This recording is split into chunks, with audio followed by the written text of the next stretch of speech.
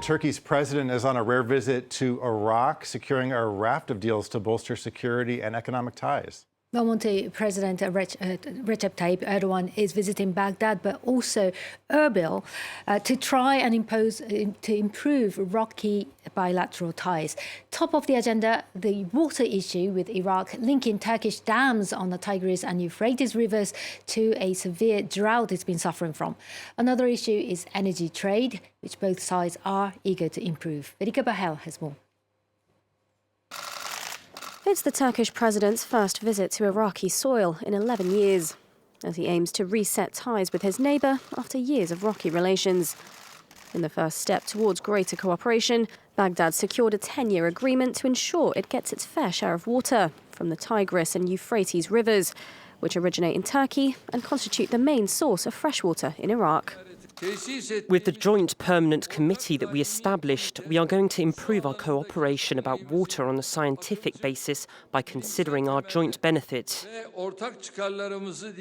Both President Erdogan and his Iraqi counterpart oversaw the signing of a quadrilateral memorandum of understanding with Qatar and the UAE about the development road, a $17 billion trade route project spanning nearly 1,200 kilometres over road and rail.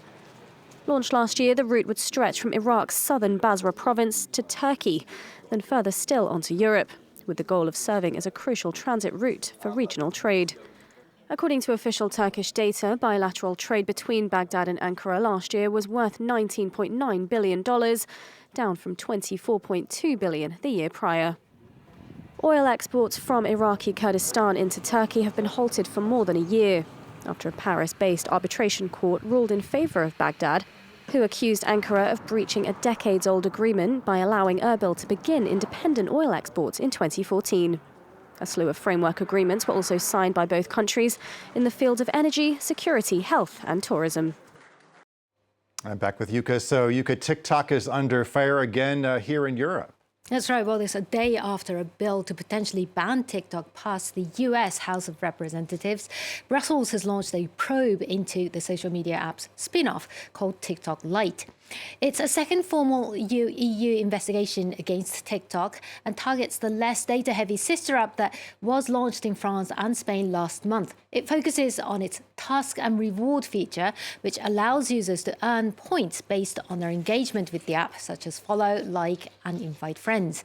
These points can then be converted into cash in the form of digital tokens like Amazon vouchers and PayPal gift cards. The Commission says that this could make it highly addictive and gave its owner ByteDance until Wednesday to present a formal defence or face the suspension of the feature in the EU. Endless streams of short and fast-paced videos could be seen as fun, but also expose our children to risks of addiction, anxiety, depression, eating disorders, low attention spans. We suspect TikTok Lite could be as toxic and addictive as cigarettes light. It's been a rough week for Tesla, continuing to suffer from growing price competition in the global EV market. Well, the car maker has cut prices again in major markets around the world. In the United States, it's offering a discount of $2,000 on several models and cut the price of its full self-driving system by a full third. In China, the Model 3 will start at a price nearly 6% lower than before. And the price of the Model S, which is imported from the US, has been slashed by 15%. In Europe, including France and Germany, customers will see 4 to 7% reductions. Now, Elon Musk's electric car maker reported a sharp fall in its global deliveries in the first quarter of this year, as a global EV price war intensified with Chinese rivals putting cheaper models onto the market. The price cuts come just ahead of Tesla's next earnings report scheduled on Tuesday, Monty. And how has the latest move affected Tesla's share price? Well, Monty, Tesla's shares have lost more than 40% of its value over the past year, and it sank again today following the announcement, currently down more than 3% compared to Friday's close.